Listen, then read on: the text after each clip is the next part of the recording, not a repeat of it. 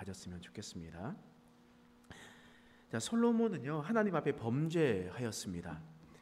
그러나 솔로몬은 그 행위를 돌이키려고 하지 않았어요. 하나님은 그래서 솔로몬 아들 때에 그 나라가 나누어지게 될 거라고 하나님께서 말씀하셨습니다. 이게 무슨 말이겠습니까? 하나님께서 솔로몬에게 벌하지 않으시고 아들 르호보암에게 벌을 내리시겠다 말씀하셨던 것은 바로 기회를 한 번 더 주시겠다라는 그런 의미였습니다. 그런데 르호보암은 어떻게 행동했습니까? 르호보암도 하나님께로 돌이키지 않았습니다.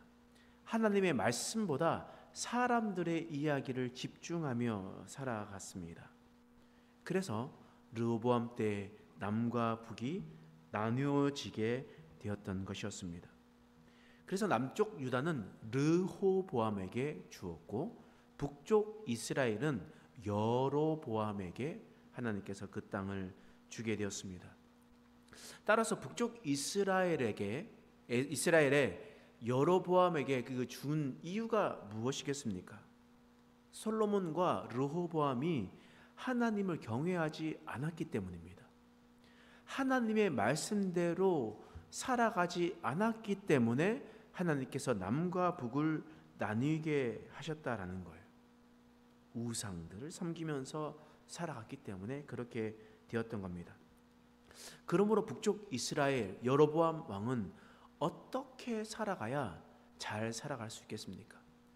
어떻게 살아가야 그 나라가 망하지 않고 나누어지지 않고 하나님의 뜻대로 잘 살아갈 수가 있겠습니까? 하나님의 명령대로 살아가야 되는 겁니다. 하나님께서 말씀하신 대로 살아가야 되는 겁니다. 그러나 북쪽 이스라엘의 시작이 어떻게 되었습니까? 우리 그 전에 있었던 말씀 열왕기상 12장 28절 말씀에 보면 이런 말씀이 있습니다. 자, 읽어보겠습니다. 시작. 이에 계획하고 두 금송아지를 만들고 무리에게 말하기를 너희가 다시는 예루살렘에 올라갈 것이 없도다. 이스라엘아, 이는 너희를 애굽 땅에서 인도하여 올린 너희의 신들이라 하고. 지금 여로보암이 한 일이 무엇입니까? 금송아지를 만들었다라는 거예요. 그렇다라는 것은 왜 금송아지를 만들었냐 하는 겁니다. 여러분, 금송아지는 단순히 여로보암이 내가 금송아지를 섬기겠습니다, 금송아지를 나의 신으로 섬기겠다라는 의미가 아니라는 거예요. 여러분, 출애굽기 32장에도 이와 같은 말씀이 있죠. 출애굽기 32장에 모세가 하나님의 율법을 받으려고 시내산에 올라갑니다. 그 기간이 40주 40야였습니다. 40일 동안 그 자리를 벗어나 있었다라는 거예요. 그래서 사람들이 두려워서 아론을 재촉하기 시작합니다. 지금 모세가 사라졌으니까 지금 어떻게 좀 해달라고 다그치기 시작합니다. 그래서 아론이 어떤 일을 합니까? 금송아지를 만들었습니다. 금송아지를 보고 아론이 뭐라고 말씀하셨습니까? 이는 너희를 애굽 땅에서 인도하여 낸 너희의 신이로다 라고 말했습니다.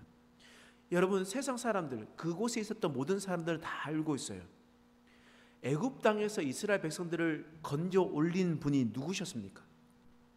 여호와 하나님이셨죠. 송아지가 그들을 건져 올렸습니까? 그렇지 않다라는 거예요. 그런데 왜 아론은 금송아지를 보면서 왜 너희의 신이다, 애굽 땅에서 건져 올린 너희의 신이다 라고 이야기하고, 오늘 본문의 말씀에도 이 두 금송아지를 만들고 너희를 애굽 땅에서 인도하여 올린 너희의 신들이다 라고 여로보암이 이야기를 했을까 고민해 봐야 됩니다. 여러분, 제가 약 20년 전에 시리아에 간 적이 있습니다. 시리아의 다마스쿠스에 가게 됐는데, 시리아는 지금요 여행 금지 구역입니다. 그러니까 지금 검은색으로 표시되어 있어요. 가면 법적으로 처벌받는 나라입니다. 그래서 갈 수가 없어요. 근데 정말 운 좋게 내전이 일어나기 전에 제가 20년 전에 시리아에 간 적이 있습니다. 다마스쿠스가 시리아의 수도인데 성경에 다마스쿠스를 뭐라고 기록한지 아십니까? 다메섹이라고 불렀어요. 그러니까 시리아의 수도 다마스쿠스를 담의 세계라 불렀거든요. 그래서 담의 세계 가 보니까 거기에 박물관이 있는데 박물관에 가서 보니까 그 바알의 석상이 바알의 조각상이 있더라고요. 바알의 조각상 요만큼하게 생겼는데 바알의 조각상을 어떻게 만드느냐면 그 밑에 송아지를 세우고 그 위에 바알을 만들었더라고요. 이게 무슨 말이냐? 옛날 신의 조각상을 만들 때는 항상 발등상을 만듭니다. 그러니까 신 밑에 받쳐지는 발등상을 만들어요. 그리고 그 위에 신을 조각하는 겁니다. 소는 어떤 의미냐면 풍요를 상징하거든요. 고대시대 때 풍요를 상징해요. 그러면 풍요를 밟고 위에 서 있는 신은 어떤 신이라고 얘기하겠습니까? 늘 너에게 풍요를 주겠다. 그 풍요를 발을 딛고 서 있다라는 겁니다. 그래서 고대 근동에 이 신상을 만들 때는 항상 밑에 송아지를 만들었습니다.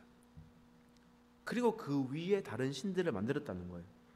그런데 아론이 만든 송아지도 그렇고 그리고 여로보암이 만든 금송아지도 마찬가지고 그 위에 신이 없어요. 그렇다는 것은 어떤 의미겠습니까? 하나님은 형상이 없기 때문입니다. 하나님은 보이지 않는 신이었어요.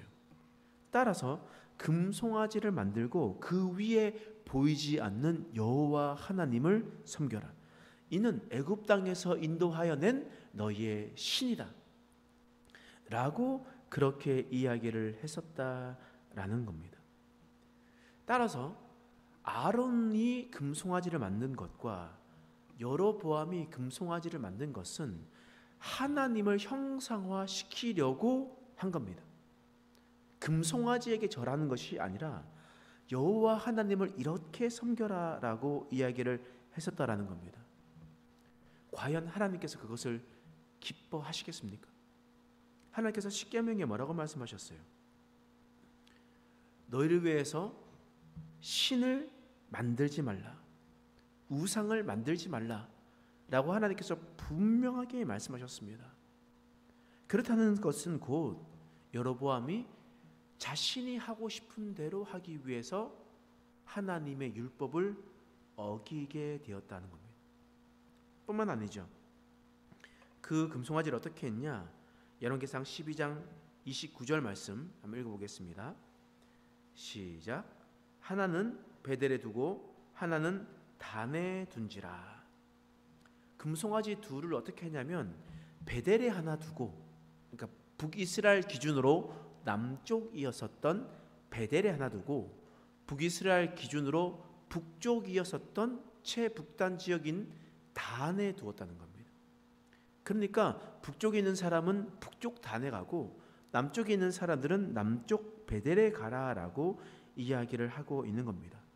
그러면서 여로보암이 뭐라고 얘기하냐면 너희는 예루살렘에 갈 필요가 없다라고 이야기했습니다. 여러분, 예루살렘에 무엇이 있습니까? 예루살렘 성전이 있잖아요. 너희는 예루살렘 성전에 갈 필요가 없다. 너희는 그곳에서 제사를 하지 말고 너희는 내가 세워준 이 금송아지 앞에서 제단 위에서 하나님께 제사를 해라 라고 이야기를 했던 겁니다. 그런데 하나님의 율법에는 어떤 말씀이 기록되어 있습니까? 신명기 말씀에 의하면 제사는요 아무 데서나 드리는 것이 아닙니다. 제사는요 하나님께서 택하신 곳에서 제사를 드리는 겁니다. 그 기준점이 어디냐? 하나님의 임재의 상징인 언약궤입니다. 언약궤가 있는 곳에서 하나님을 제사하는 거예요. 그런데 이 솔로몬 시대, 르호보암 시대에는 지금 어디에 여호와의 언약궤가 있습니까? 성전에 있죠. 예루살렘 성전에 있습니다. 따라서 예루살렘에 와서 예배를 하는 것이 하나님의 율법이었어요. 그러나 여로보암은 자신의 북이스라엘 지파들이 북이스라엘에 머물러 있지 않고 자꾸 남유다에 내려가서 예루살렘에 가면 그들이 자신을 따르지 않고 남유다를 따를 것이라는 불안감이 들었던 겁니다. 그래서 자신의 정치적인 목적 때문에 그는 베델과 단에 이 제단을 쌓았던 겁니다. 금송아지를 낳았던 겁니다. 그러므로 금송아지를 만든 이유는 다 자신의 정치적인 입장을 반드시 세우려고 했었던 것이었습니다. 그런데 그것이 하나님의 법을 어기게 되는 일들이 일어나게 된 겁니다. 하나님의 법을 어기었던 겁니다. 뿐만 아니죠. 열왕기상 12장 31절 말씀입니다. 자, 읽겠습니다. 시작. 그가 또 산당들을 짓고 레위 자손이 아닌 보통 백성으로 제사장을 삼고. 지금 베델과 단에 하나님의 섬기기 위해서 금송아지를 만들었습니다. 그리고 또 많은 곳에 산당들을 지었습니다. 그곳에서 하나님을 제사하겠다라고 하는 겁니다. 그런데 여로보암은 어떻게 했냐? 하나님의 말씀대로 레위인을 세워서 그 자리에 제사장으로 삼는 것이 아니라 일반 백성들을 세웠습니다. 여러분, 하나님의 율법을 공부하지 않고 하나님의 법대로 제사하지 않는 사람이 제사장이 되면 어떻게 되겠습니까? 여러분, 세상 사람들이 그냥 살아가고 있다가 갑자기 교회에 와서 목사가 되겠다고 나와서 예배를 집례하고 예배를 인도하면 어떤 일이 일어나겠습니까? 마찬가지입니다. 일반 제사장들이 제사장이 되었을 때 그 결과는 너무나 뻔했습니다. 하나님께서는 율법을 통해서 레위인들이 제사장이 되어야겠다라고 하나님께서 분명히 말씀하셨지만 르호보암은 그렇게 행동하지 않았던 것이었습니다. 여로보암의 이 나라의 처음 시작의 모든 것은 다 하나님의 율법을 어기는 일이었습니다. 범하는 일이었어요.